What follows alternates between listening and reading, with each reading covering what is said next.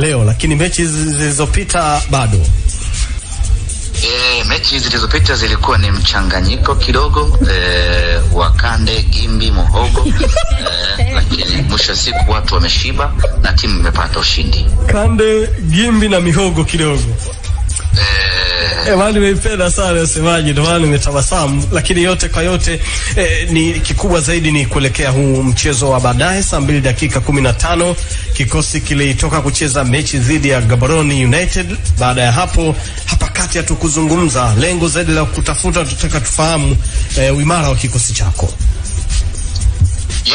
Mara baada ya mchezo wetu dhidi ya Gaborone United na kufanikiwa kufuzu kwenda hatua inayofuata ya ligi ya mabingwa Afrika, moja kwa moja vijana wakarejea tena Mo Simba Arena kwa ajili ya kuanza programu ya mazoezi na maandalizi kuelekea katika mchezo wetu huu wa leo dhidi ya Gaborone dhidi ya Namungo Football Club. Maandalizi yameanza kwa haraka sana chini ya mwalimu Suleiman Matola na yamekwenda vizuri kwa kipindi cha siku hizi mbili, kwa maana ya juzi na jana, na leo hii Mwenyezi Mungu akitufikisha salama saa 2:15 usiku tunashuka katika uwanja Benjamin Mkapa kwenda kufanya kile ambacho tunakusudia kufanya, kwa maana ya kupata ushindi.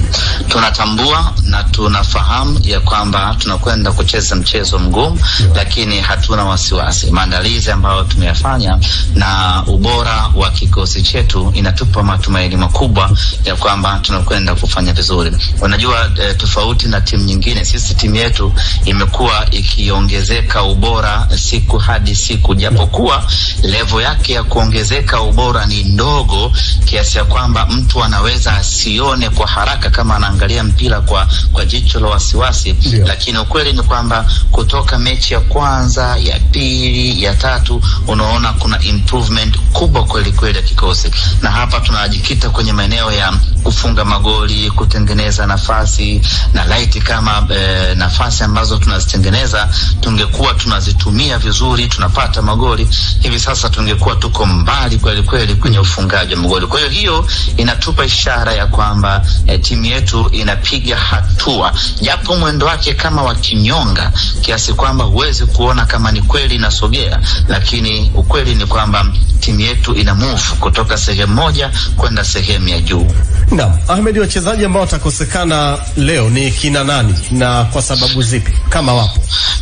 Tunamkosa Mohamed Bajaber ambaye yeye anatarajiwa kurejea rasmi uwanjani ndani ya mwezi huu wa 10 mara baada ya kumaliza mapumziko yake ya kimatibabu.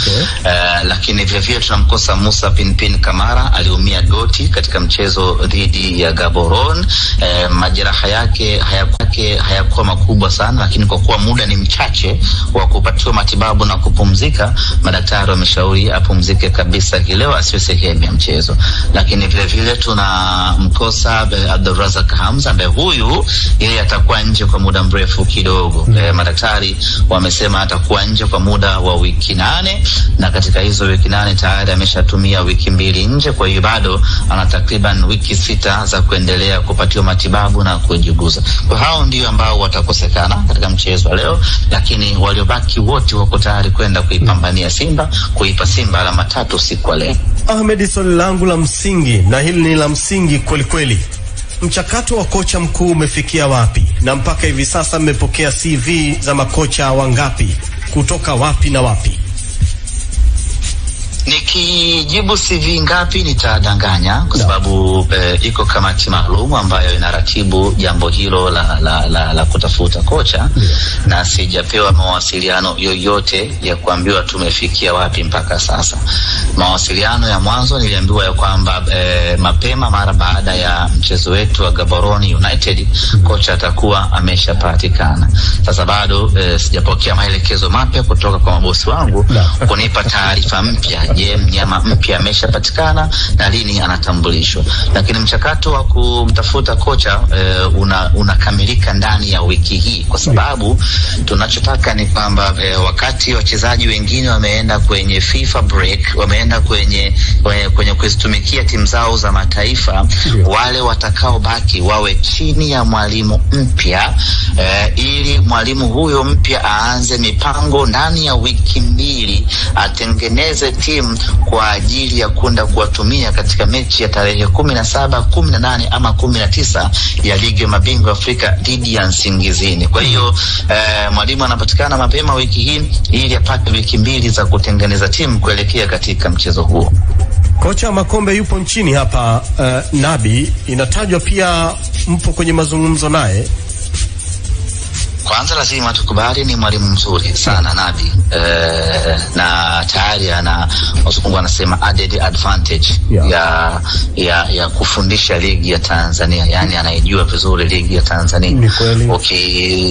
Ukimwambia Nabi tunakwenda Kigoma, anajua tunakwenda mji gani, tunakwenda kucheza katika uwanja gani. Akikuta hata kama ni uwanja mbaya, anajua huu ni uwanja wa Lake Tanganyika, kwa hiyo hana chakula. Ukimwambia tunakwenda Liti Singida, anaandaa timu kulingana na mazingira ya Liti Singida. Kwa hiyo tayari hiyo mwalimu ana faida hiyo. Amekuja Dar es Salaam, sijui amekuja kufanya nini, na kama ambavyo nimekuambia mwanzoni pale ni kwamba sijapewa communication tumefikia wapi kwenye eneo la kumtafuta kocha mpya.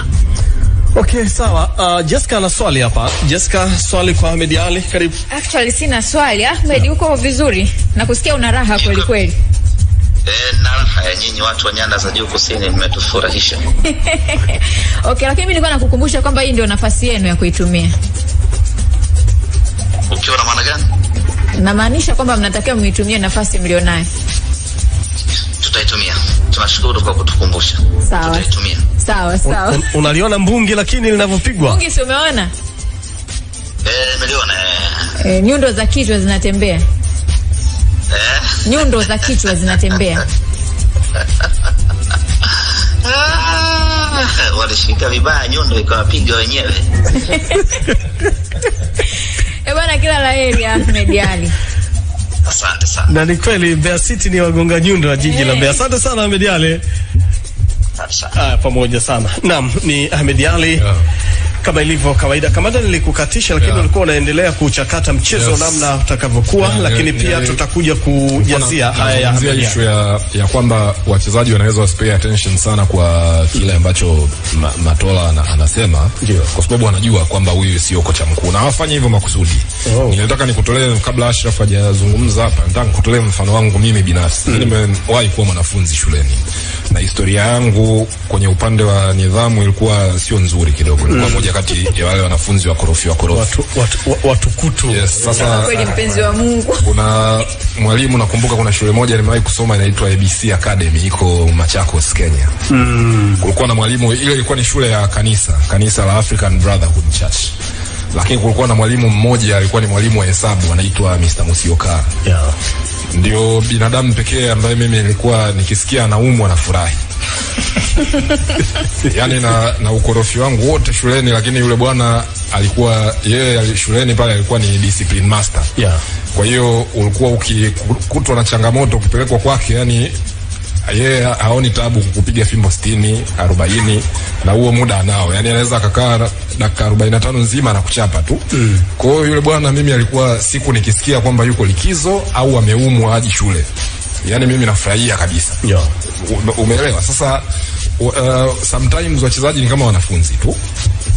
Sawa, na wanajua kabisa kwamba sio kwamba eti hawamheshimu Matola, hapana, ila kusema kwamba wamsikilize in the same way kama ambavyo wangemsikiliza head coach ambaye anajua, kwa sababu kwanza wanajua kwamba bana, mimi hapa leo hata ikitokea kwamba sijaonyesha effort labda 100%, hakuwezi kuwa na consequence ya mimi kukosa namba kwa muda mrefu, kwa sababu najua ndani ya wiki 2 tu hapa kuna kocha mwingine atakuja, tutaanza kwa tafsiri hiyo basi hata Simba endapo akipoteza leo, lawama zisiende kwa Matola. Absolutely. Wala astahili kulaumiwa. Sasa ukiangalia Namungo wana kundi la wachezaji ambao wana uzoefu, lakini pia wamesajili. Kwa mfano kuna wapo watu kama kina Lucas Kikoti, nadhani kipa na Hima na bado yupo. Nimeona kuna mchezaji wa zamani wa Simba yule Hussein Kazi pia yupo hapo. Kwa hiyo wanaweza wakafanya lolote, na Juma Mgunda anaijua Simba hii ilivyo, kwa sababu nadhani asilimia nzuri tu ya wachezaji bado wapo ambao walikuwepo yeye akiwa kocha msaidizi kwenye ile timu. Kwa hiyo hiyo nayo inakuja kama kikwazo. Na usisahau Mkai, kuna mtu amenitumia message hapa na nikumbusha, kuna wakati Simba imetoka kucheza na Wydad ngumu na ikashinda, ikaja kuangusha point dhidi ya Namungo. Kwa hiyo ile mchezo ilimalizika. Kwa hiyo haitakuwa mechi nyepesi, especially kwa mazingira ambayo Simba wapo. Of course wana quality ya mchezaji mmoja ambayo kwa mazingira ya mchezo ulivyo wanatosha kupata matokeo. Jonathan Soa, Dennis Kibu, Morris Abraham, hawa kina Jean Shalea wa hata Joshua Budo Mutale, wote ni wachezaji ambao wana uwezo wana quality ya ubora mchezaji mmoja kuliko wale wachezaji wa Namungo. Kwa hiyo kama Matola atawekea game plan nzuri na game plan rafiki, wanaweza wakapata matokeo. Lakini mimi nisingependa kuona leo double pivot ya Kagoma na Mzamiru Yasin kama tulivyoona kwenye mechi. Kuna hii nyingine ilikuwa ya Kante na Kagoma. Ile mechi ya ile ya Fountain Gate, Kamanda Sele alianza na Kagoma na na Mzamiru. Ile mimi nilishangaa. Mimi nikaiangalia ile nikasema sasa hawa tunawaogopaje hawa, sio kupiga 7. Kwa hiyo kocha mgumu sana. Nachagiza kidogo lakini I believe Simba wana quality ya kupata matokeo dhidi ya. Kwa kikosi ambacho ulikiona hicho cha Simba ambacho kimesimamiwa na Matola Evans. Ukitoa hicho alichokizungumza Kamanda Jeff, nadhani eneo gani jingine ambalo wanapaswa kulirekebisha? Na pia ukiangalia kwa upande wa kikosi cha Namungo, unadhani ni sehemu gani ambapo wana mapungufu na wanatakiwa kazi? Kwa upande wa Simba mimi bado ni creativity yao iko chini.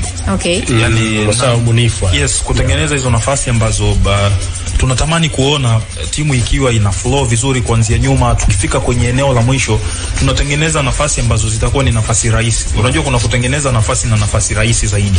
Na ndio maana kuna tunasema zile nafasi kubwa na big chance na chances za kawaida tu, zile ambazo ni lazima mchezaji ambaye umempa hiyo pasi aanze kucontrol mali, aanze kutafuta pa kwenda, nini cha kufanya. Ila kuna pasi ambayo let's say kwenye mechi jana ya Young Africans dhidi ya Mbeya City, ile nafasi ya mwisho aliyopata Mbeya City, bonge moja la nafasi, Vitas Mayanga na kaamua kuchopa kama Messi, mpige goalkeeper kanzu uje ufunge. Mambo ilikuwa mechi ya Arsenal dhidi ya Barcelona, mazingira hayo Messi kamtia mtu kanzu kaenda kufunga. Kwa hiyo kuna nafasi kama zile zikitokea hapo, sasa tunabaki kuanza kumlaumu kama leo ambavyo watu wanamlaumu Mayanga alichokifanya. Ndio tunabaki kumlaumu sasa mshambuliaji wa Simba atakayekuwa mpata nafasi. Na Evans, umelikumbusha kitu kimoja, wakati mechi ya Simba na Gaborone United inatamatika, Soa alihojiwa na Pablo. Anasema timu yetu ni nzuri lakini bado hatuna muunganiko. Hilo la kwanza. Lakini kustruggle kwa Soa kwenye eneo lile la ushambuliaji, licha kwamba anajaribu kwenye hilo eneo la ubunifu, nao pia inawezekana ikawa ni changamoto kwake kuskoma goli ya kutosha katika mechi alizocheza. Inawezekana ni changamoto, lakini tukumbuke kwamba yule ni mtu ambaye anahitaji huduma kutoka kwa watu wengine, watu wanaocheza kwenye maeneo ya pembeni, wanaocheza nyuma yake. Na unaweza pia ukawalaumu wa watu ukaacha kumlaumu yeye ambaye pia hatengenezi nafasi akiwa hana mpira. Unajua mimi nasemaga hapa, watu wanamlaumu sana Prince Dube anakosa magoli. Anakosa magoli kwa sababu anajua kujiposition. Yani kama una striker hawezi kukutana na hizo chance, hata uwezo wake tu wa kutambua hii ni nafasi ambayo naweza kuwepo na mpira ukanikuta, ni changamoto nyingine. Kwa hiyo inabidi pia na striker mwenyewe awe anajua ni wapi pa kwenda kukaa, ili mtu ambaye ana